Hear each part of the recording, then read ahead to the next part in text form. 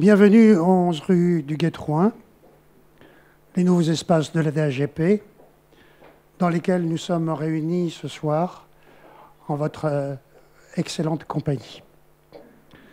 Nous avons aménagé il y a maintenant 2 mois, et dans ces bureaux abritaient autrefois les imprimeries des éditions Fleuris, puis la société Sonia Riquel. Donc le 11 rue du Guet-Trouin est déjà un lieu consacré à la création, nous dirons, et à l'installation maintenant des équipes de la DGP pour perpétuer cette vocation dans le monde de l'artistique, dirons-nous. L'ambition est de mettre ces nouveaux espaces vastes, lumineux et sereins au service des artistes. Et c'est un désir que nous avions déjà 11 rue Berrier, dans l'ancien hôtel de Rothschild, qui, dès son origine, la DHGP occupait en 1953 et jusqu'en début 2019. Nous remercions chaleureusement la Fondation nationale des arts graphiques et plastiques, qui a changé ses statuts et qui est maintenant Fondation des artistes. Nous remercions donc sa directrice Laurence Meignet et son président Guillaume Cerruti, qui a accueilli donc la DHGP pendant de nombreuses années et qui furent nos propriétaires pendant plus de 60 ans. Et avec qui nous avons tissé donc des liens d'amitié et des liens professionnels. C'est un peu avec regret que nous quittons donc l'hôtel de Rothschild, qui s'est avéré trop exigu pour les missions de la DHGP, qui ont beaucoup évolué depuis ces dernières années, et dont la mission première est de collecter et de répartir les droits d'auteur, mais qui défend aussi les intérêts des artistes dans tous les domaines. Donc ce nouveau lieu, 11 rue du Guet-Trouin, incarne l'ensemble de ces missions destinées à devenir un outil puissant de protection, de promotion des arts visuels. Et à cette fin, une programmation sera mise en place qui permettra de mener des actions concrètes en faveur de la création. Nous avons ce soir donc un très beau florilège de la scène artistique française, tant par votre présence, chers amis artistes, qu'au travers de reproductions d'œuvres qui nous entourent et accompagnent notre visite de la DHGP. En effet, cette présentation est constituée de fac-similés d'œuvres d'artistes faisant partie du conseil d'administration et qui, par la suite, les CIMES seront occupés par les œuvres et des documents réalisés par les artistes reconnus à travers le programme Révélation que la DHGP conduit depuis quelques années.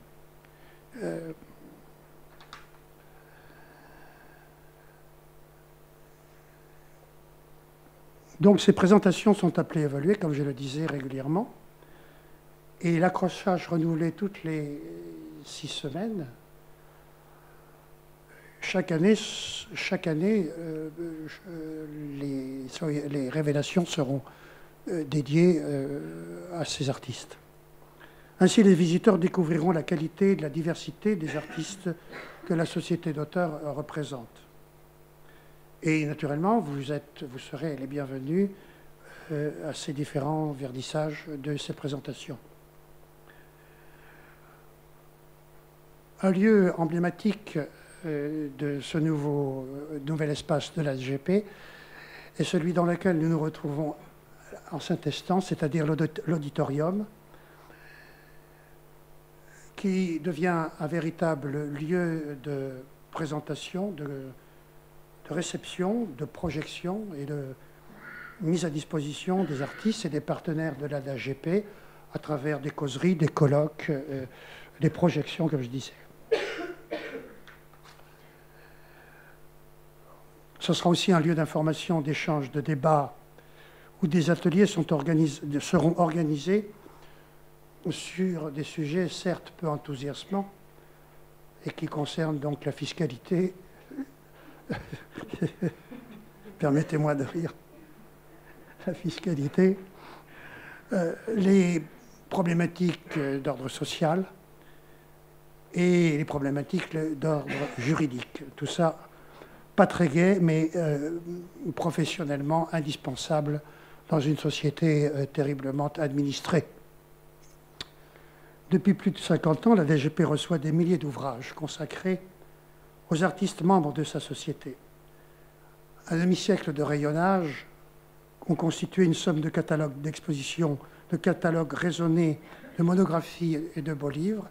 Et à cette occasion, un nouvel espace, la nouvelle bibliothèque qui se trouve donc dans l'entresol, sera dédié donc à la consultation pour ceux qui, les artistes, les chercheurs, qui en feront la demande.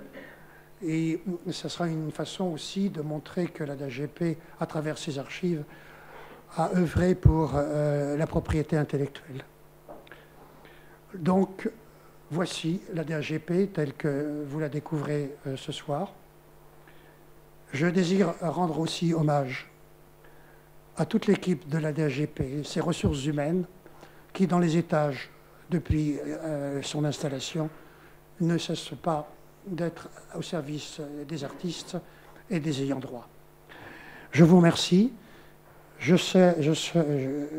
cède la parole donc à M. Passelec, maire adjoint du 6e arrondissement. Bonne soirée.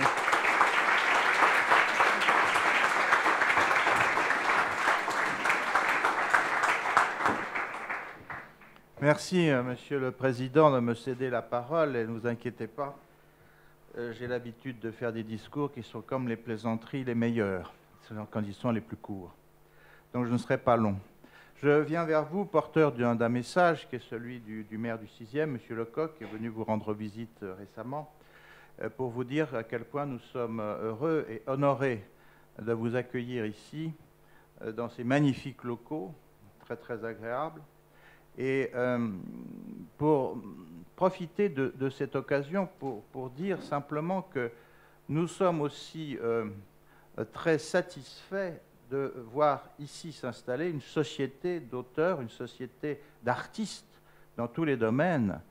Et vous ne pouviez pas choisir un meilleur emplacement en réalité et un meilleur endroit. Car quoi que l'on dise, le 6e arrondissement reste le microcosme où on trouve sur un si petit territoire autant de galeries d'art, plus de 200 galeries d'art dans le 6e, plus de 200 librairies, plus de 250 maisons d'édition. Nulle part ailleurs au monde on ne trouve une telle concentration d'activités culturelles que dans le 6e. Donc nous sommes très heureux, bien sûr, de vous accueillir et de vous proposer d'ailleurs, à l'occasion, quand nous le pourrons, d'entreprendre ensemble des projets, des événements, des expositions, des colloques, tout ce que vous voudrez. Je pense que les échanges vraiment seront très fructueux. Alors il se trouve que parallèlement, je suis pas seulement élu, mais je suis professeur de droit, mais je suis professeur de droit public. Alors il ne faut surtout pas me demander de parler des droits d'auteur. Là, on a un très bon ami à moi qui est Emmanuel Pierrat, qui est un très bon spécialiste dans ce domaine. Mais maintenant, si vous voulez que je vous parle du référendum d'initiative partagée, je pourrais vous faire un petit exposé là-dessus, mais alors je crois que ça nous emmène jusqu'à une heure très tardive, parce que c'est une véritable usine à gaz. Donc voilà. Alors, que vous dire que moi, j'ai eu la chance dans ma vie, parce que j'étais à la mairie de Paris depuis assez longtemps, et je me suis occupé d'affaires culturelles. J'ai eu la chance de côtoyer beaucoup d'artistes, et même d'être très ami avec eux, comme César, par exemple, qui était vraiment un très grand ami. Lucien Clerc, dont je parlais avec Odile Etouares, et un de vos très beaux artistes qui exposent. Et c'est toujours un plaisir que de côtoyer les artistes. Et ça nous prouve, je terminerai là-dessus, qu'en réalité, rien ne remplacera jamais l'art, c'est-à-dire ce dont vous êtes les producteurs, parce que, comme le disait si bien Malraux, l'art, c'est un antidestin. Et nous avons tous besoin, nous les êtres humains, d'un antidestin. Voilà ce que je voulais vous dire. Merci.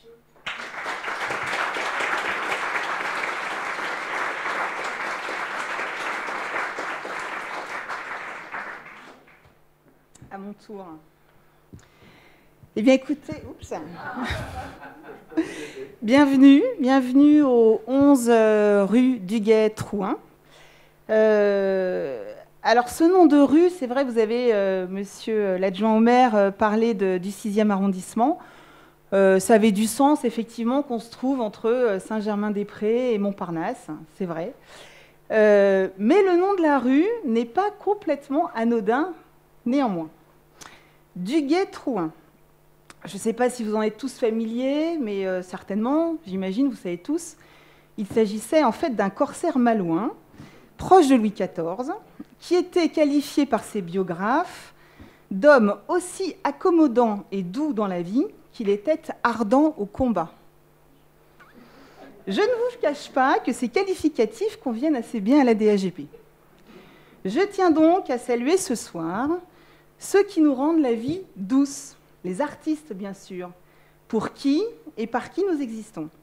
Au premier rang desquels, ceux qui sont membres du conseil d'administration, que je remercie pour leur implication, leur collaboration, leur soutien, leur force de proposition et leur confiance renouvelée année après année. Les membres de l'équipe, bien sûr, ici, de l'équipe de la DAGP, et vous tous, partenaires professionnels, amis, voilà, tous ceux qui aujourd'hui font que nous avons grand plaisir à accomplir notre mission. Je souhaiterais aussi remercier ceux qui ont contribué à rendre ces locaux si accommodants et doux pour ceux comme nous qui y travaillons ou pour vous qui allez en être les hôtes. Il y a d'abord les sociétés Tetris qui a aménagé ces locaux et je saluerai particulièrement, je ne sais pas s'ils sont là, Laurent Lefebvre et Hugo Jacques, l'architecte, qui nous a aidés à porter ce projet. Et Pierre-Alain Hugnac de la société Artexia, qui a été notre architecte conseil, qui n'est pas là ce soir, mais qui a eu un rôle fondamental pour porter à bien ce lieu accueillant et lumineux.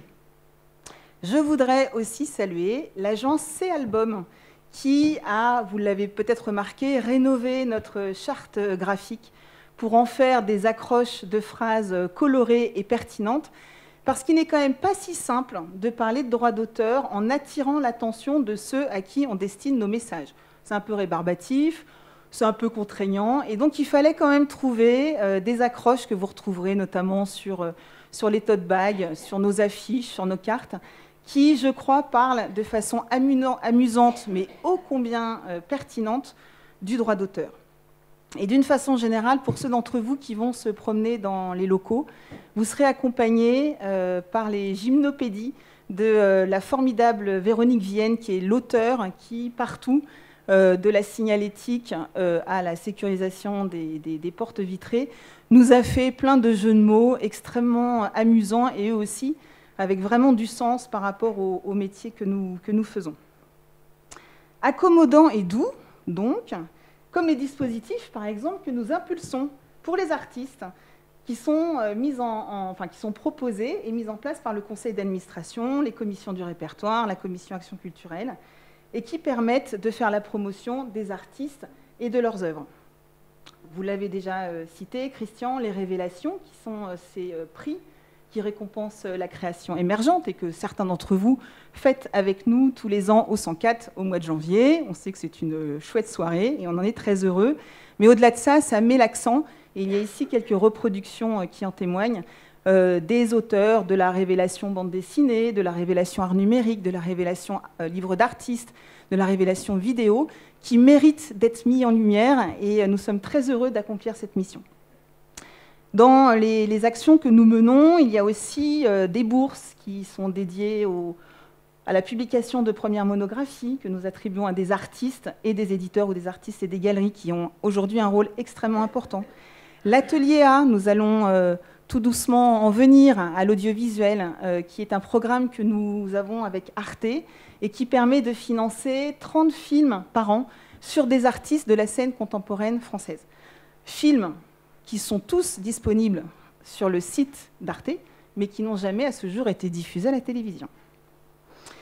Le programme Culture de demain, l'éducation artistique et culturelle, qui est destiné aux enfants de 8 à 12 ans, donc fin de primaire et début de collège, en ZEP, afin de faire intervenir des artistes en milieu scolaire, grâce à la Source et à la Fabrice du Regard, qui font un boulot formidable pour que les artistes prennent toute leur part dans la cohésion sociale, si nécessaire aujourd'hui. Et je citerai en toute fin le dispositif Hélène Alain. Il y a pas mal de nos compagnons d'Hélène Alain qui sont présents ce soir et qui en fait réunit les galeries d'art, la Fondation des artistes, le CNAP, le ministère de la Culture, l'Institut français, la DIAF par exemple, en vue de promouvoir le rayonnement à l'international des artistes de la scène française.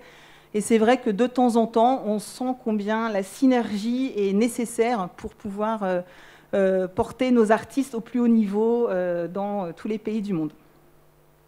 Ça, c'était le côté doux et accommodant. Mais nous sommes aussi ardents au combat.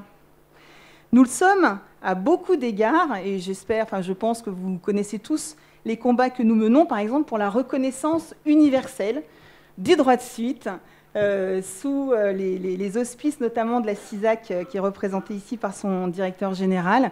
Le droit de suite, c'est ce droit qui est lié au marché de l'art. Et comme vous le savez, les deux plus grands marchés de l'art au monde sont les États-Unis et la Chine. Eh bien, peut-être ne le savez-vous pas, mais ces pays-là peuvent utiliser les œuvres des artistes sans respecter le droit de suite, sans le payer. Ça n'existe pas chez vous. Donc c'est vraiment, on est dans quelque chose où on pense que le droit d'auteur est protégé au niveau mondial par les conventions internationales. Ce n'est pas vrai pour les artistes plasticiens et notamment pour le droit de suite. Donc nous avons bon espoir que grâce aux luttes que nous menons, eh bien, pour les 100 ans du droit de suite, l'année prochaine, nous puissions avoir un vrai droit de suite international sous l'égide notamment de l'Organisation mondiale de la propriété intellectuelle. Nous menons des combats contre les faux et contre la contrefaçon. Et nous impulsons vraiment des actions qui aujourd'hui vont aider les artistes et les ayants droit, les marchands d'art, les experts, à essayer de se débarrasser de ce fléau qui vraiment déstabilise le marché et porte un réel préjudice aux artistes et aux successions et à tous les professionnels du marché de l'art en général. Combat, bien sûr, on l'a fêté il y a peu de temps, et je sais qu'il y a des membres du cabinet du ministre de la Culture qui sont présents sur la directive européenne qui permet de responsabiliser les plateformes. Donc c'est qui? C'est Instagram, c'est Facebook. YouTube payait déjà des droits, donc nous on était moins ardents par rapport à YouTube, mais en revanche il y a beaucoup de plateformes, donc de réseaux sociaux, de diffusion d'images, qui aujourd'hui ne payent pas 1 euro de droit d'auteur, et on sait combien aujourd'hui la création est en sous-financement, et c'est là qu'il y a une valorisation extrêmement importante, et qu'il va falloir qu'ils contribuent à rémunérer les artistes et à permettre de vivifier toujours plus la création. Et puis, j'en terminerai avec un projet très important. On en parlait encore cet après-midi au conseil d'administration, qui est le droit d'exposition, qui n'est quasiment pas appliqué en France, qui est un droit qui, si on prend une analogie, par exemple, dans le domaine de la musique, correspondrait au fait que les artistes compositeurs soient rémunérés pour les concerts, ce qu'ils sont, qui correspond au fait que les auteurs de documentaires ou de cinéma soient payés pour les projections en salle, ils le sont. Eh bien, les artistes plasticiens, aujourd'hui, ne sont pas rémunérés pour les expositions en tant que telles. Ils n'ont pas de droit d'auteur autre que les droits de reproduction dans les catalogues. Voilà. Tout est à créer. Et ça, je dois saluer quand même le travail formidable qui est fait par la DGCA, donc la Direction générale de la création artistique, du ministère de la Culture, qui est, au-delà des mots qui ont souvent été affichés par le passé, extrêmement aujourd'hui tenace et pugnace, et on a bon espoir que tous ensemble, en totale coordination bien sûr avec les lieux de diffusion, les centres d'art, les musées, on puisse faire en sorte que les artistes soient rémunérés pour cela. Un autre de nos ardents combats, c'est la prise en compte des arts visuels à la hauteur de ce qu'ils sont. Il ne vous a pas échappé qu'il y a quelques années ont été publiés des chiffres qui ont révélé, à la surprise de beaucoup, dont de nous, que les arts visuels étaient le premier secteur culturel en termes d'emploi et en termes de rentrée d'argent, de chiffre d'affaires, pardon. Plus que la musique, plus que le spectacle vivant, plus que le cinéma, plus que l'édition. Sauf que, contrairement à ces secteurs, nous n'avons pas une industrie intégrée. Nous sommes des entités dispersées. Et il n'y a pas une fédération qui fait qu'il y a une solidarité de l'ensemble de la filière lorsqu'il y a des combats d'importance à mener. Et c'est peut-être un peu pour ça que souvent les décideurs nous entendent moins. Il n'y a qu'à voir les chiffres des politiques publiques, ne serait-ce qu'en termes de montants alloués, en termes de personnel affecté pour s'occuper de notre secteur. Alors, les choses évoluent dans le bon sens, il faut le reconnaître, mais on part de quand même très très loin. Et comptez sur nous pour, avec tous nos partenaires, faire avancer la cause de ce secteur et être pleinement pris en compte dans les années qui viennent. Alors bien sûr, on en arrive ce soir à l'une de nos interrogations. C'est notre première causerie, ici, autour d'un sujet qui nous interroge, et que vous avez tous vu sur l'invitation. Les arts visuels sont-ils télévisuels? Alors au-delà de la pirouette un petit peu de jeu de mots, on déplore quand même, et on est un observateur assez privilégié, un réel manque de rendez-vous culturels, notamment sur les télévisions du service public. Certes, comme jamais, le service audiovisuel peut témoigner qu'il n'y a jamais eu autant d'œuvres des arts visuels diffusées sur les antennes. On le constate tous les jours. Mais qu'est-ce? C'est un tableau dans une fiction télévisée. C'est un reportage sur une exposition blockbuster à la Fondation Vuitton. C'est une publicité qui met en scène des auteurs de street art ou un bâtiment d'architecture. Mais on déplore, et ça on le constate, et on va confier à Clémence de Montgolfier le soin de nous en parler, quand même, tout doucement, un amenuisement des programmes qui mettent en valeur les artistes des arts visuels et leur création. D'ailleurs, j'ai oublié de vous dire qu'il y a une consultation publique, Ma télé demain, toute récente, qui a été lancée par France Télévisions et Radio France, qui pourtant, par lequel les personnes sondées ont exprimé leur souhait de voir de la culture et des arts visuels à la télévision. Ça ne se voit pas. Que se passe-t-il? Et vous avez vu quelques-unes des questions un peu iconoclastes de fois que nous avons posées et que nos invités vont se charger, auxquels nos invités vont se charger de répondre, notamment pourquoi est-ce que le prix Marcel Duchamp, par exemple, puisque nous travaillons beaucoup avec la DIAF qui fait un boulot formidable pour la reconnaissance des artistes de la scène française à l'international, pourquoi est-ce que ce prix-là n'a jamais fait l'objet un jour d'une soirée télévisée, prémisse d'une soirée, je ne sais pas, équivalente aux Victoires de la musique, au César, aux Molières, que sais-je. Ça n'existe pas dans notre domaine. Je vais donc laisser maintenant la parole à nos invités pour qu'ils nous apportent leur analyse fine, quoique courte, un format de 45 minutes, sur ces questions. La première causerie sera orchestrée, non, que dis-je, encadrée, art visuel, par Céline Bailly-Tarcourt, qui est journaliste à Radio France, d'une façon générale, sur les antennes notamment de France Info. Mise en image par Thibaut Soulcier, qui viendra ponctuer de son trait incisif, que vous pouvez déjà contempler les débats. Il y a l'artiste C215, Christian Guémy, qui viendra bien sûr dialoguer avec Régina Tchondo, qui va nous rejoindre, qui est la vice-présidente d'Arte GIE et la DG d'Arte France. François Jost, qui est sémiologue des médias, Yves Michaud, philosophe, ancien directeur de l'ENSBA et spécialiste de l'art contemporain, et donc Clémence de Montgolfier, qui est docteur en sciences de l'information et de la communication et qui a fait une thèse toute récente sur le sujet. Voilà, bienvenue à bord de notre flotte artistique et je vous souhaite à tous une excellente soirée.